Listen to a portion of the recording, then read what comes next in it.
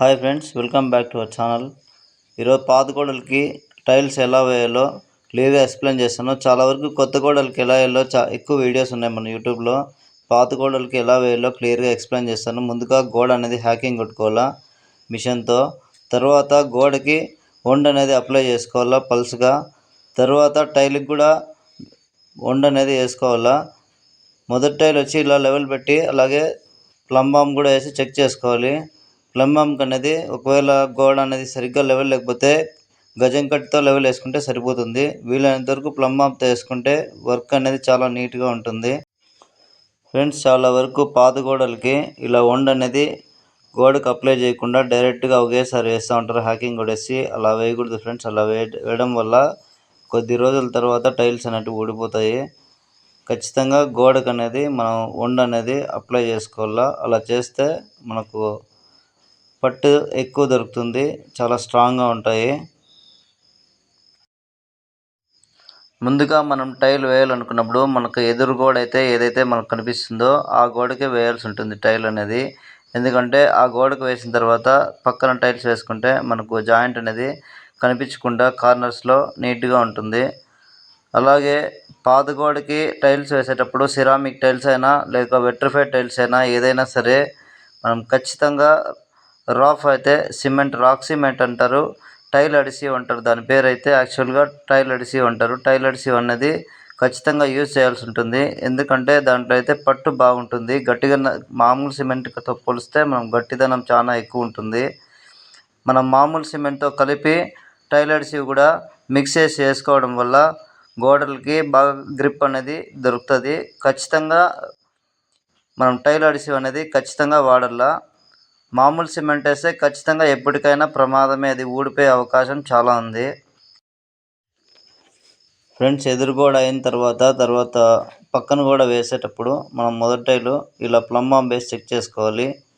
మొదటి టైల్ ఒకటి సెట్ చేసుకుంటే సరిపోతుంది. తర్వాత అన్నీ అదే లెవెల్తో వేసుకుంటూ వచ్చేయచ్చు.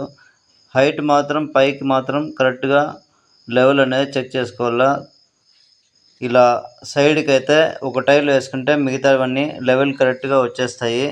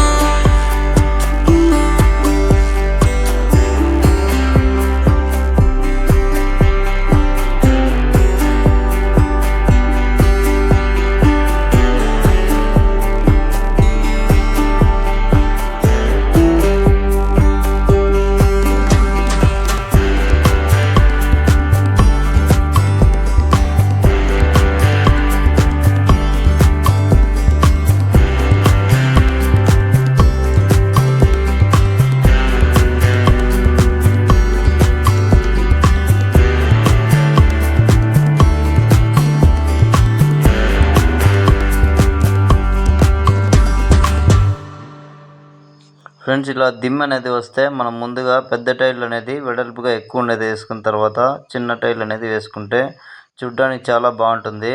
అలాగే టైర్లు ఎప్పుడైనా సరే మనము వేసేటప్పుడు వాల్స్కి వండ్ అనేది టైల్ ఫుల్గా వేయండి ఫ్రెండ్స్. ఎందుకంటే బ్రేక్ అనేది అవ్వదు, ఏదైనా తగిలినా కూడా అది బ్రేక్ అనేది అవ్వదు ఫ్రెండ్స్. టైల్స్ అనేది వేసిన తర్వాత మొత్తం స్పాంజ్తో క్లీన్ చేసుకోండి. స్పాంజ్ వేయడం వల్ల ఉపయోగం ఏంటంటే మనకు టైల్కి మధ్యలో గ్యాప్ ఉంటుంది కదా, ఆ టైల్ గ్యాప్లో సిమెంట్ ఏదైనా ఉంటే క్లీన్గా వచ్చేస్తుంది. చాలామంది క్లాత్తో క్లీన్ చేశారు, స్పాంజ్తో చేసి చూడండి, ఆ డిఫరెన్స్ ఏంటది మీకే తెలుస్తుంది. నా వర్క్ నచ్చినట్లయితే కామెంట్ చేసి లైక్ చేయండి, సబ్స్క్రైబ్ చేసుకోండి. Thank you for watching.